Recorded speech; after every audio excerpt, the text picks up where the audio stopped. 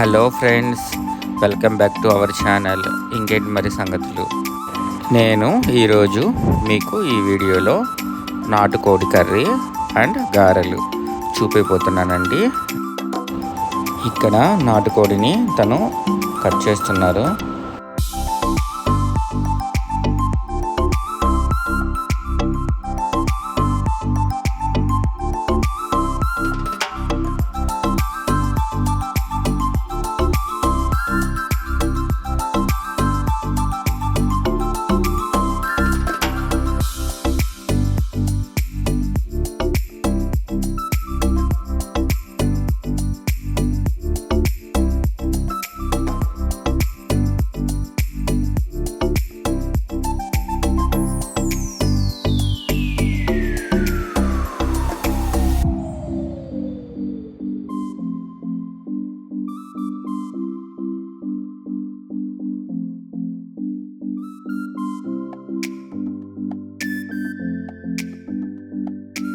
నాటుకోడి కట్ చేయించడం అయిపోయిందండి.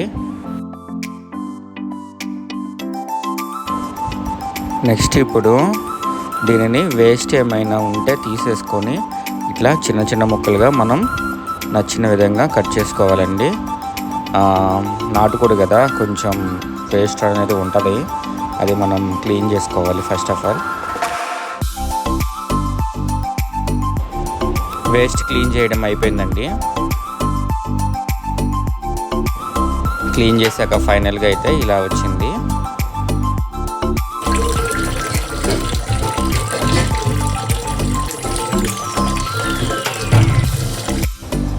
టూ ఆర్ 3 టైమ్స్ వాటర్లో ఇలా వాష్ చేసుకున్నామండి.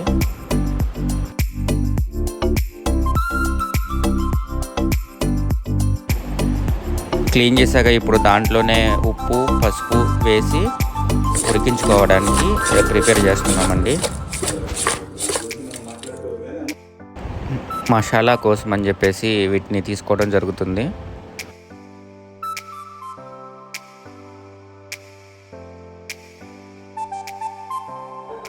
ఇందాక క్లీన్ చేసిన చికెన్ని ఇలా కుక్కర్లో వేసి ఉడికించబోతున్నాం.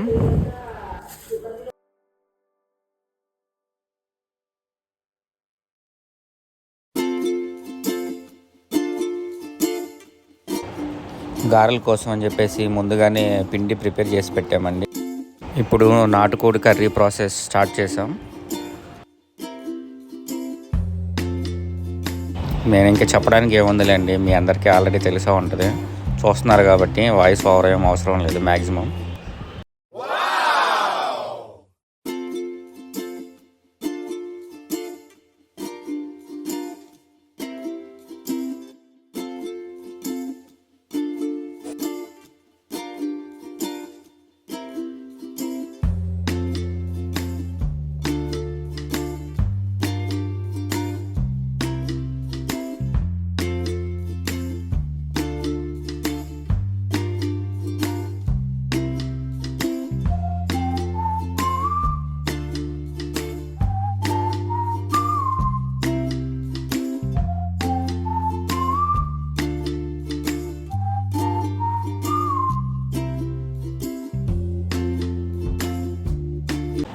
మసాలా మొత్తం అలా ఫ్రై అయ్యాక ఇప్పుడు ఆల్రెడీ ఉడికించిన చికెన్ ఉంది కదండి, దాన్ని తీసుకుని దీంట్లో వేసుకుంటున్నాం.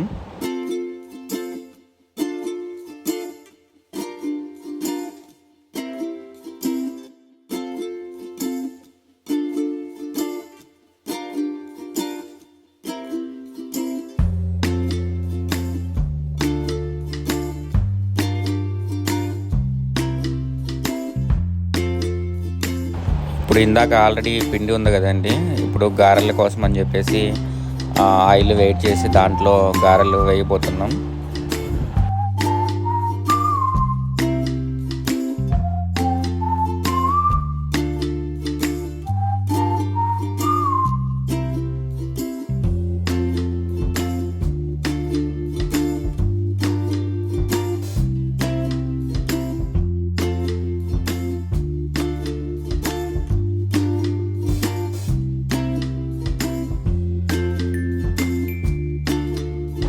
పక్కన ఆల్రెడీ కర్రీ ప్రిపేర్ అవుతుందండి. ఇక్కడేమో గారెలు అవుతున్నాయి. చూడండి ఆల్రెడీ గారెలు అనేవి కొన్ని వచ్చాయి.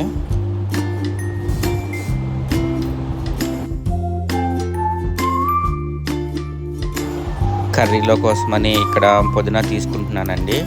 ఇది మా ఇంటి కిందే మేము వేసాము పుదీనా తీసుకొచ్చి కర్రీలో వేసామండి.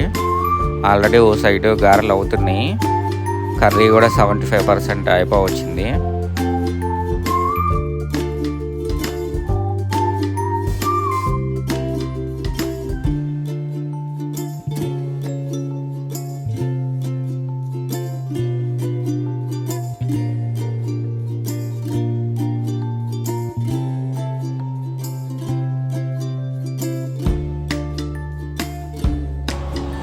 ఇప్పుడు కర్రీ అనేది మ్యాక్సిమం రెడీ అయిపోయిందండి. ఇప్పుడు లైట్గా కొత్తిమీర వేసుకొని దించేయడమే. చూడండి ఎంత కలర్ఫుల్గా కనిపిస్తుందో. ఈ కర్రీలోకి మేము ఎటువంటి గరం మసాలా అనేది యూజ్ చేయలేదండి.